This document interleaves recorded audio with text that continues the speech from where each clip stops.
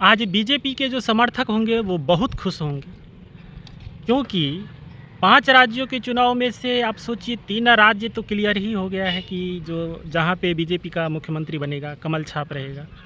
वो मध्य प्रदेश हो, चाहे राजस्थान हो, और ये नया छत्तीसगढ़ भी। लेकिन ये खुशी का जो मज़ा है ना, हम लोग आज से नहीं ले रहे हैं। हम आपको बिहार की बात करते हैं। बिहार राजनीति की धरती है और राजनेताओं का धरती है। जिसने भी राजनीतिक करियर शुरू किया वो कहीं ना कहीं बिहार को आप कभी भी इग्नोर नहीं कर सकते। हम आपको दरभंगा और मधुबनी जो लोकसभा विधानसभा है उसका जो चुनाव होता है उसके बारे में बताते हैं। जब अटल जी थे, प्रधानमंत्री बने थे, तभी से यहाँ पे सांसद बीजेपी का बनता आ रहा है और विधायक भी ज़्यादातर बीजेपी का बनता है, क्योंकि हम लोगों को भी खुशी होता था और हमारे जो पूर्वज थे, गार्जियन थे, उनको भी खुशी होता था कि बीजेपी की सरकारें अच्छा पार्टी अच्छा काम करेंगे। लेकिन यहाँ पे खासकर दरभंगा और मधुबनी में आज 20 साल से बीजेपी है, क्योंकि राज्य में तो ये सरकारें बना नहीं पाती है। नीतीश जी के साथ उठा बैठक चलता रहता है, कभी आरजेडी के साथ, कभी बीजेपी के साथ। इस चक्कर में क्या हुआ है ना, यहाँ पर विकास के नाम पे कुछ नहीं होता। हम लोग बहुत खुश होते हैं कि बीजेपी की पार्टी आई है, बीजेपी जीत। लेकिन ये जीत का नशा जो है ना, हमेशा से अब तो ये घर बैठा हो गया हम लोग के दिमाग में। लोगों को जातिवाद के हिसाब से तोड़ के बांट के जैसे भी हो, ये आते हैं, सिर्फ 5 साल में आते हैं। मोदी जी आते हैं, योगी जी आते हैं, और अंत में जो इनका पावर रहता है जातिवाद करके आराम से वोट।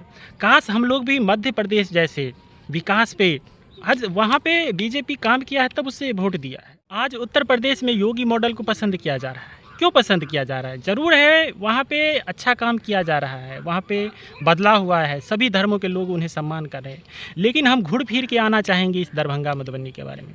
20 साल से यहाँ पे सांसद है बीजेपी का, विधायक बनता है बीजेपी का, लेकिन यहाँ के हम बेरोजगार युवा हैं, हम यहाँ से जाने को मजबूर हो गए हैं।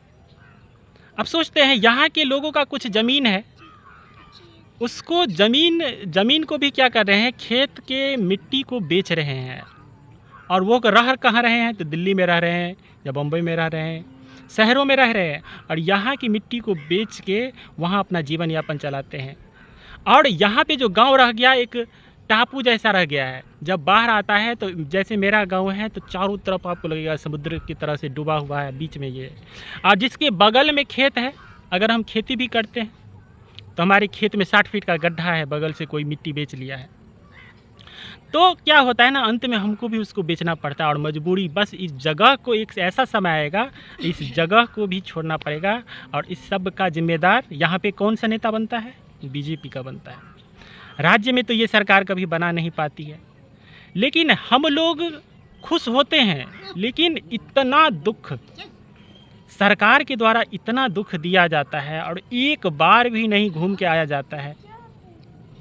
मिथिला में सिर्फ माछ पान मखान का बात होगा, विद्यापति का बात होगा, सीता मैया का बात होगा। इसके अलावा मिथिला में ऐसा बेरोजगार, ऐसा नशेड़ी सब भर गया है जो मजबूर है चोरी। आज यही पार्टी हम लोगों के लिए जान का जापाल बन गया है। ये लोग बड़का ज़मीन, बड़का हर चीज़ खरीद के अपने बाल बच्चा को इंग्लैंड में भेजते हैं, और यहाँ के लोगों के बारे में कुछ नहीं, एक बोलने का ढंग तक नहीं है इन नेताओं को, ये क्षेत्रीय नेताओं को। और ये काम क्या करेंगे? कब तक हम लोग मोदी जी के चेहरे पर इन लोगों को जितवाते रहे? बिहार जो हो गया है वो पूरी देश में दूसरी सबसे ज़्यादा जनसंख्या वाला राज्य हो गया है। सबसे ज़्यादा बेरोजगारी, सबसे ज़्यादा महंगाई। यहाँ सर्वांगीण विकास आप देखेंगे तो मोदी जी का देश के लिए बहुत बेहतर है। लेकिन विकास तब न दिखे जब सबसे गरीब राज्य और सबसे गरीब ज़िले में कुछ विकास दिखे, तब हम उसको विकास मानेंगे ना। यहाँ पे रह के कुछ नहीं हो सकता है। 10,000 12,000 का नौकरी करने के लिए, मजदूरी करने के लिए हम लोग को मजबूरी बस जाना पड़ता है, और फिर से जाएंगे। हम लोग के लिए नाम के लिए यहाँ पे घर है, और बस कभी 6 महीना साल भर पर आएंगे, सालों भर दूसरे के यहाँ नौकर पानी करेंगे, चाकर पानी करेंगे। हम लोगों का भी इच्छा होता अपने घर पर रहे, नूने रोटी खा करके अपने परिवार के साथ रहे।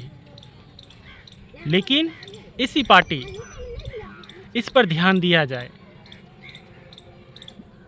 तब हम मानेंगे आप अच्छी पार्टी, आप देश का विकास कर रहे हैं।